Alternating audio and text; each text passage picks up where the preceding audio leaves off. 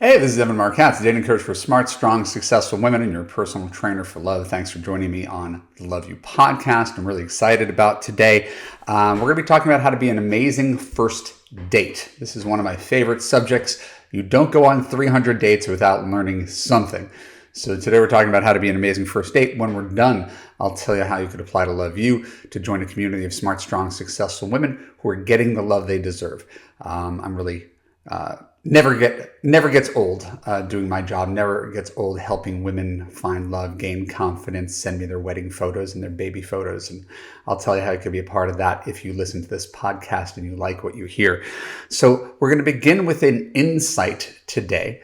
And the topic of first dates, as I said, is a favorite topic of mine. It's week 8 of Love You. We go into much greater depth. We're going to, I wouldn't say scratch the surface, but we're going to touch on some of those ideas here today because I think they're important. Most women, in my experience as a coach for women for a long time, haven't taken the time to think about how to be a great first date. You think what's wrong with men, which you're completely right.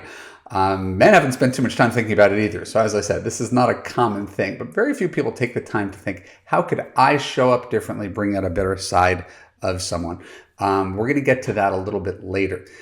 The story I wanted to tell today is also a first date story. It's not about being a great first date, but it's paying attention to the energy of a first date. So this is a true story.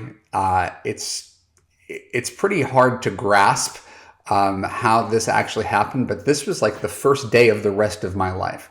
The first step towards meeting my wife happened on this first date with someone who wasn't my wife. So I was on JDate, Jewish dating. I worked there like 5 times. I should have had an honorary membership, given that I was on and off of that dating site for close to 10 years. I don't brag about that. It's just the facts. I was that guy who, you break up with your boyfriend and you come back 3 years later and you'd still see me there. That I was that guy. So it's probably late 2006. I actually looked this up before I got on, but I forgot the details. But I literally went back through my old emails to try to find the details of this story. But I met a woman online, and we were instant messaging, and it was lively, and it was fun, and it was flirty, and we turned the instant messaging into emailing, which is what people did at that time. And I've got some really good email game, and she, who shall remain nameless, had some really good email game. I went back and reread them because I save everything because I'm a writer, to see, oh wow, this thing that we had was electric. And it lasted for about a week. And then I remember the first date really vividly. We went to a place in Hollywood called Hollywood in Highland. It was kind of upscale, renovated place in a pretty rundown area. And we went to this high-end bowling alley called Lucky Strike, right, where they dim the lights and they serve you drinks. And it was a party. And we had this really fun night, lots of laughing. Went back to my place, making out, and she's my type. I don't like to talk too much about that. It's irrelevant what my type is, but she was a curvy brunette with a big personality, actress. And I realized at the end of that night, even though the flirting was great and the date went great, that I was repeating the pattern of the first dates that always led me to get into the wrong kind of relationship, because I was leading with attraction first and compatibility second. So here I am, dating coach, 2 books on shelves, doing this for 4 or 5 years, advising other people, and I'm generally not listening to my own advice. I'm sort of a world-class hypocrite. And so I remember after that date, that I sat down with myself and was realizing these are like my attraction triggers. This is what I'm drawn to that has led me to go on 300 dates. So there was nothing wrong with her as an individual, but I'd gone out with many versions of her before, and all of them ended up in flames. And so the thing that she had, I was drawn to, but it wasn't an effective dating strategy. I like the terms effective and ineffective. It wasn't a good, effective dating strategy because every time I took up with someone who was my type with the big personality and the big career, especially actresses, but because it's LA, but not exclusive to that, never actually worked. So I made a decision. It was like a fork in the road to break things off. We were only gone on one date. It wasn't like a break up, but I broke things off with her, right, which must have been really confusing because we had a good time. And just really like close Pandora's box and just realize like this doesn't work out. I need to find people who are more like my previous ex-girlfriend, little more even keel, a little more easygoing, a little more family oriented, a little more down to earth, still playful, still silly, still fun, just not as big.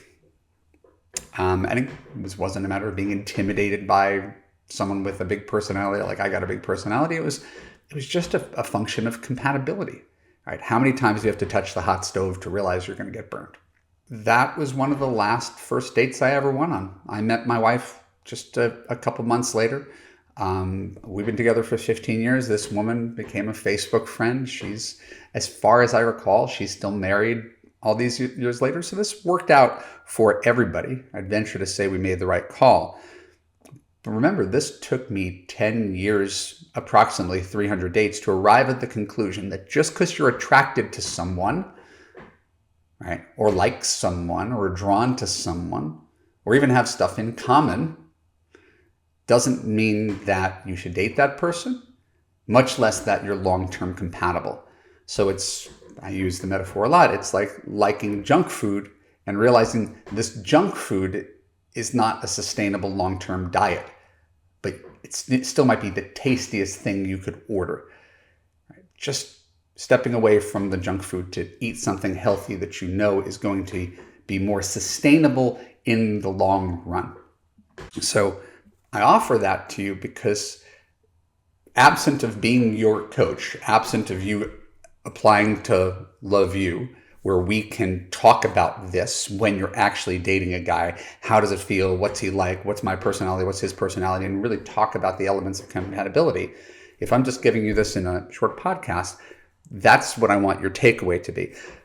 People who have bad relationship patterns are almost the equivalent of alcoholics. I don't want to pathologize it, right? But we all collectively have a problem. And until we can sort of step back and wean ourselves off of it, either cold turkey or slowly, right, we're still going to have the same wiring. We're going to still have the same impulse to be drawn towards the emotionally unavailable man, to the man who told you he doesn't know what he's looking for and he's never going to get married, to the guy who is critical and verbally abusive because your dad was critical and verbally abusive. We're always going to be drawn. We don't stop being drawn to it because I say something in a podcast, right? You recognize you're drawn to it, like an alcoholic says, I still want to drink. I choose to drink a glass of water. I choose not to even go to the bar. I don't need to be around that temptation. I know where that thread brings me. And so you're never going to get rid of your temptation. You're never going to get rid of what you're drawn to if what you're drawn to is toxic and unhealthy and incompatible with you. What you can do is make different choices that lead to different outcomes. And if you want help making those choices, go to www.evanmarkkatz.com/apply. Watch my video on how to fix your broken man picker. This is an element of fixing your broken man picker. And I will hold your hand through this process so that you do not have to listen to podcasts about dating and relationships. You could just have a happy, easy, passionate relationship that lasts for the rest of your life. Sound like a plan? Good. Next, Love You Small Wins. And I always choose a small win from our epic Tuesday night coaching calls. These are all real. I get them transcribed and anonymized. And it just thematically worked with today's content on first dates. love you, small win. Went out on a first date last weekend. Towards the end of the date, the guy complimented me on how wonderful and different of a first date it was. That's because we do a whole unit on how to be a good first date, something that I don't even know exists anywhere else, right? Usually women go on first dates, either if he's really cute, hoping, oh my God, I hope he likes me. I hope I don't do anything wrong. I hope I don't put my foot in my mouth. Or what's wrong with this guy? What's this guy's deal? Where is this relationship headed? Is he looking for something serious? Does he want children? Does he have money saved? Is he my equal? Did he vote the same way? We're very, very in our head about trying to figure out if he's the one and what his flaws are. That doesn't make for great first dates. So we change the focus of the first date. We have better first dates. If 90% of guys ask you out on a second date, you're doing pretty well for yourself and you have a lot of options, just like if you were interviewing for a job and you had a bunch of companies making you job offers. You don't need to take all of them, but it does give you a lot of leverage if you have a bunch of job offers. So that's what we try to do, is give you the best opportunity to have every guy like you, right? And it also makes dating a lot more fun when you have positive experiences. So work with me and I'll show you how to make dating actually fun and connective. I want to touch on, for a while, my recommended read for the week. This comes from the Sydney Morning Herald in Australia. And it's every article I'm going to read is going to be somewhat eye-opening, or anything I'm going to share with you, I'm sharing with you for a reason. It's not just to waste your time. So this is a survey of more than 3,500 singles conducted by the Australian dating site RSVP, found that 20% of users always got a second date, 29% said they got one 75% of the time, 28% said they got one as often as not, about 50% of the time. That leaves a third of users stuck in a cycle of first dates, with 8% reporting that they sadly never got a second chance. So what gets you a second date? All right. As I said, week 8 of Love You, we dive deep on this one. I'm not going to talk about everything that's in that, because that is 10 videos on first dates. I'm going to stick with what's in this article, which is overlapping slightly different advice, but it's good advice, which is why I wanted to share it with you. First thing to be a great first date is to cast a wider net. The same way that I could say, I know what I'm attracted to, I know my type. It's not that I need to not be attracted to that or not like that. It's when we get too singularly focused on it. And this happens as we tend to get older. We almost get sclerotic. We get stuck on what we like. Right? Oh, I know I've tried all those other things, but we actually haven't. We've just been trying to date the same person in a different body over and over and over again. And so it's almost like being the little kid who orders chicken nuggets on the menu. He doesn't know what other food tastes like because he refuses to try other food, and he convinces himself that he's not going to like anything. And real life tends to prove that. Anything my son tries, he's going to decide he doesn't like almost before he puts it in his mouth. Right? It's a very limiting palate. So if you're going to go on a date, go in with an open mind, and by casting a wider net, it allows you to experience, like trying a new food, like trying a new drink, like trying a different movie or a TV show or job or vacation spot. You'd be surprised at the things that you might like if you tried it. Certainly I have. I mean, now maybe I'm anomalous. Maybe I'm more open to new experiences, but I don't think I'm special in that regard. For me, the revelation, right, was that when I was young, and this is something I didn't expect to say. When I was young and I was raised in the 80s, and I was influenced by looking at posters of supermodels, right? Like that was what you did. You had the Sports Illustrated swimsuit issue. I had posters on my wall. It was the 1980s, and everybody was supermodel looking. That impacted the way I viewed women when I was in college. When I got a curvier girlfriend my senior year of college, I thought, this is a little weird. I don't know if I could do this. And then I realized, oh, I like this too.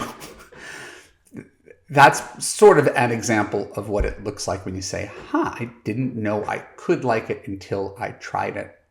And this doesn't mean going out with someone that you are definitely not attracted to, right? Your dating coach is not saying, forcing you to go out with guys who you think are stupid or lame or not worthy of respect or empirically not attractive, that you'd have to have 6 drinks to even imagine kissing. It's more what we talk about here in the Love You podcast, the idea of screening in. If his profile is a 6 and his photo is a 6, swipe right, text, have a phone conversation, a FaceTime. If that goes well, then maybe you meet him. And if it doesn't go well, it doesn't really cost you much of anything. So great place to start is casting a wider net. Next, according to this article, they say date in your ballpark. Now, nobody wants to think they have a ballpark. Right? I mean, how do we know this is true? Think of the guys that write to you, who you are out of their league. Did these guys try to date in their ballpark? No, it's a very human thing. He's on the app, he's on the site, maybe he's paying for it, maybe he's not. But given access to that, he's going to initiate contact. He's going to write to whoever he has a chance to write to. Why shouldn't the 65-year-old guy making $25,000 a year initiate a conversation with a supermodel? I mean, why wouldn't he? And the 1 in a million chance that she writes back. So this is the way people are when it comes to dating and online dating. Right? That's not what I mean by casting a wider net, by the way. It's not a wider net for like, how can I get the hot guys? You could always take a crack at the hot guys, but the numbers show that people, men and women both, tend to try to date 25% up. Also not surprising. I applied to, my reach schools when I was, a senior in high school. Everybody wants to be aspirational and try to date what they find more appealing, higher status, more attractive. There's nothing wrong with that. But ultimately, your ballpark consists of who's willing to write back to you. Right? That's everybody's dating pool. Right? Your dating pool doesn't consist of people who are not interested in you. Your dating pool consists exclusively of people who are interested in you. So when you say dating in our ballpark, your dating ballpark consists only of the people who are initiating contact with you, responding to you when you initiate contact, following through, right? Because there's one thing swiping right and sending a text virtually, but to actually follow through, to get on the phone, hypothetically, like I recommend, organize a date, that is just a smaller pool of people. And so all of us tend to overvalue the people who are not interested in us and undervalue the people who are interested in us. Once again, it's a human experience. Just because I'm a coach for women, I'm not saying this is exclusive to women. Men do the exact same thing. And so when you date in your ballpark, in our Venn diagram, you have a better chance of finding a fit, right? Than if it's all aspirational. Another broken metaphor. I'm only going to apply to jobs that pay me $1 million a year, and I won't apply to any other jobs. It's an exaggeration to make a point. Well, if you only apply to jobs that pay $1 million a year, there's just not that many of them, right? I'm not looking for jobs in my ballpark. That's not my established salary. I might think I'm worth $1 million, but if my historical record is that I get paid $100,000 and I'm applying for these jobs that are really aspirational, I can't be terribly surprised if I'm unemployed for a really long time, perhaps indefinitely. So it's making your expectations meet reality. If your expectations are out of line with reality, you're going to have a really challenging online dating experience. And a lot of people do because they overestimate. And again, this says nothing about you personally. This is not about my feelings about you. Right? It's free market economics.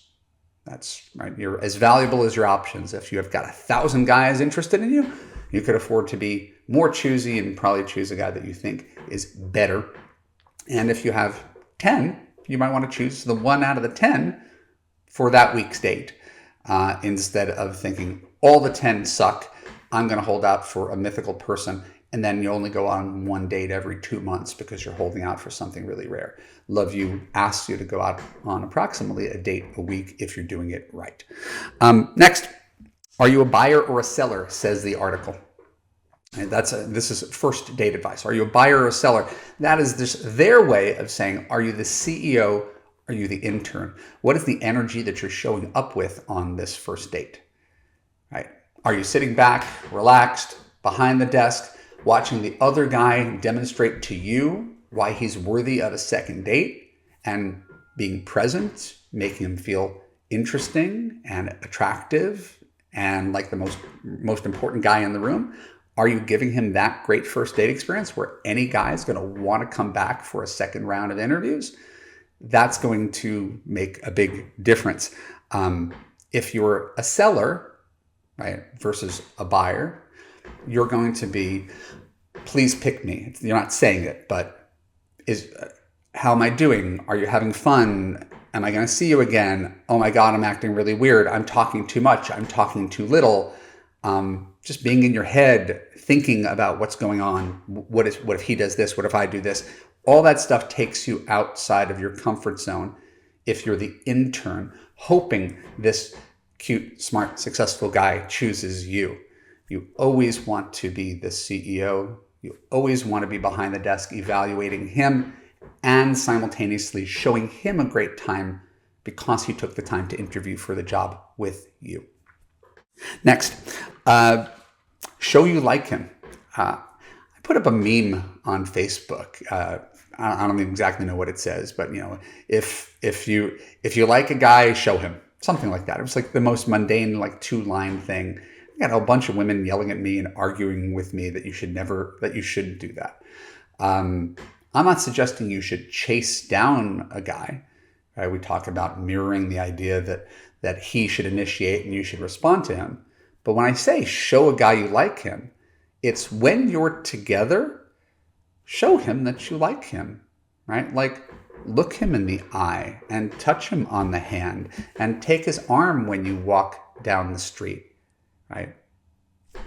Thank him for choosing this restaurant, planning the date, driving to you, picking up the check, right? Compliment him if it's organic, not forced. I'm not putting him up on a pedestal, telling him how great he is and how unworthy you are, but compliment him if he did something right, if he wore a nice shirt, if he told a funny story, if he has a set of shoes that you find dazzling. I mean, there's no downside to making someone feel good because men are about feelings. He's going to come back for a second date because he felt good on the first date. Right? It's not in here, it's in here.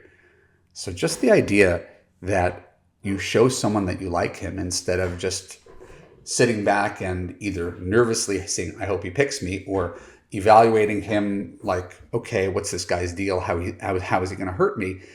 That's way too here, and we really want to be present on a date. Every time I'm on here with you, I'm present with you. I'm nowhere else. We value people who are present with us. And too many people go on dates thinking of other things, thinking of work, distracted by their phones. So definitely make him feel good about it. Make a good first impression and avoid obvious mistakes. This article says men should dress appropriately. The guy who comes in the ripped t-shirt and the shorts, not spending too much time on his appearance. Women, this article saying, complaining about men, online dating, all men are awful. Similar things, whether men do this, women do this. You really want to turn this into the equivalent of an interview and bring your best self the way you would for an interview. Not that it's the end of the world if it doesn't go well, but why not tilt everything in your favor to make things go right and eliminate obvious things that people tend to do on first dates that trip them up. And finally, and I think this is so very important, I recognize this even when I'm on a podcast where I'm the only person talking. I'm conscious about talking about myself too much. I know I do it because it is Evan Marquette's Love You podcast. But if you're on a date, right, and men are even far worse culprits about talking about themselves too much. Right? It's a give and take. It's a dialogue. Right? The best thing you can do, Dale Carnegie, 1930 4 or something like that. How to Win Friends and Influence People. It's about showing interest in other people, not just asking a question, but asking a follow-up question. All right, so not just hijacking the story. He says that he likes hiking, and then you go on a 20-minute story about your hiking crew and the best hike you've ever gone on, and all he did was tee you up to talk about yourself. That's a common thing people do. They wait for the other person to stop speaking so they could interject and pull it away. So just taking a beat. And if you find yourself talking about yourself, oh my God, I'm so sorry. I just realized I've been going on and on about myself, and then turning the conversation on the other person.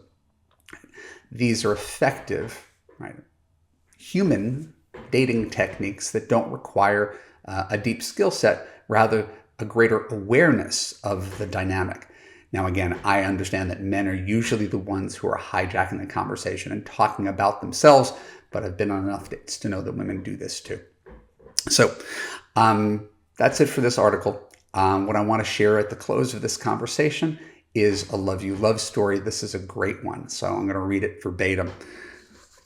And again, I don't write these. I just have a folder saved with all of these things that provide me joy and validation and proof of concept that Love You works. It was such a pleasure and so helpful to work with you and Love You over the last 6 months. I've learned a ton in the process. I hope I don't ever have to be online again, but who knows? And if I do, I will be so much better equipped. That being said, almost 3 months after our first meeting, things with my boyfriend and me are absolutely phenomenal. He is kind, caring, communicative, committed in person, and all that with an ultra as a prefix. I've never met a person like him. Plus, he's sweet, fun, sexy, active, interested, and interesting, social, and has good friends. He even started learning my native language. I never asked him to do that. He's told his friends, parents, siblings, sons, colleagues about me. He says he could not be any happier. I couldn't either. We spend a lot of time together. He calls and FaceTimes on the days where we can't talk. We have just this week started switching from I like you to I love you. We both know it's early, but it feels right. My anxiety level is down below 2%, and you have helped me get there. Thank you, Evan. Signed, Heidi. As always, these are real stories of real women who are just like you, reading a blog post, listening to a podcast, wondering why their life wasn't changing by virtue of just reading and listening. The difference is people who take action get results. Everything involves action. Otherwise, you're just learning and ruminating, and nothing really changes unless you have someone who is holding the mirror up to you and holding you accountable. That is what Love You Live coaching is about. If you're interested, I highly encourage you to apply. My name is Evan Mark Katz. This is the Love You Podcast. For more episodes like this on YouTube, click on the subscribe button, press the little button to get notified when new content comes out. If this is the audio podcast you're listening to on Apple or Stitcher or Spotify, please leave a review. It means a lot to me. I actually take the time to read those reviews, and they also help the algorithms find more listeners so they could be bought into this and they can learn best practices for dating if you're a smart, strong, successful woman. And if you really do crave love and don't want to spend your life alone, despite how amazing your life is, you know there's more to it. Go to www.evanmarkkatz.com/apply. Watch my free video with the formula about how you could fix your broken man picker, and join other smart women in a coaching community where you could finally have a relationship with a guy who takes care of you and makes you feel safe, heard, and understood. I love you. I appreciate you. I'll see you back here next week. Bye-bye.